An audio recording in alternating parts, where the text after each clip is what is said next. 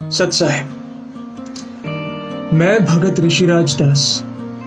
आप सभी मुझे एक्टर ऋषिराज पवार के नाम से जानते होंगे, और मेरी सच्चाई ये है कि मैं भगत पहले हूं और फिर एक एक्टर। 2017 में मैंने संत रामपाल जी से नाम दीक्षा ली है और तब से मैं सत साधना और सत भक्ति करता हूं। आज ये वीडियो मैं इसलिए बना रहा हूं क्योंकि मैं आप सभी तक एक बहुत महत्वपूर्ण बात पहुंचाना चाहता हूं। वो रोग जिससे इस समय हमारा शहर, हमारा प्रांत, ये पूरा देश, ये पूरा संसार, ये पूरा विश्व पीड़ित है, त्रस्त है। उस कोरोना वायरस का इलाज इस समय केवल संत रामपाल जी महाराज जी के पास ही है।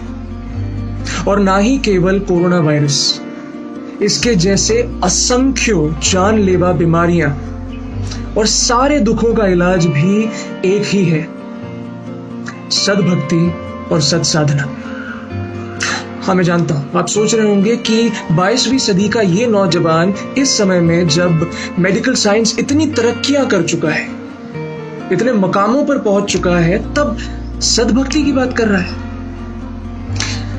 पर हाँ दोस्तों, एक बात हम सभी को समझनी पड़ेगी कि कुछ चीजें मेडिकल साइंस, लॉजिक और प्रैक्टिकलिटीज से भी परे है।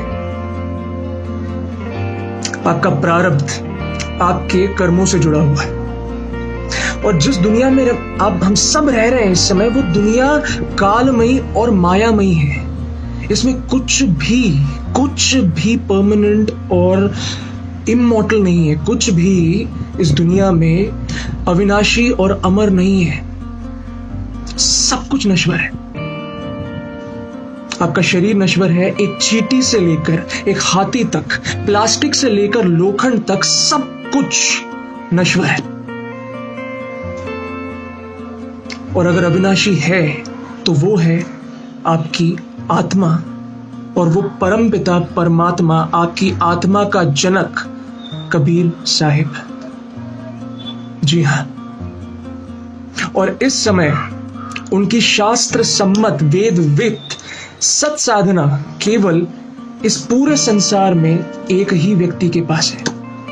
वो है संत रामपाल जी महाराज, जो सभी प्रमाणों के साथ आपको राइट वे ऑफ वर्शिप यानी कि सरल साधना, सत भक्ति और सही साधना बताते हैं, पूर्ण प्रमाणों के साथ।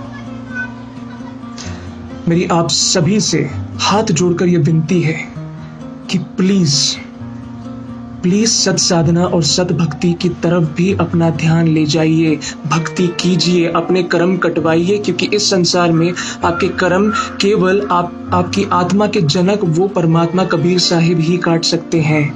तो भक्ति बहुत आवश्यक है।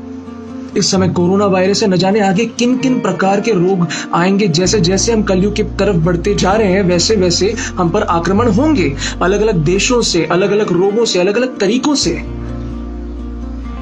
उनसे बचने के लिए केवल साइंस और मेडिसिन काम नहीं आएंगे।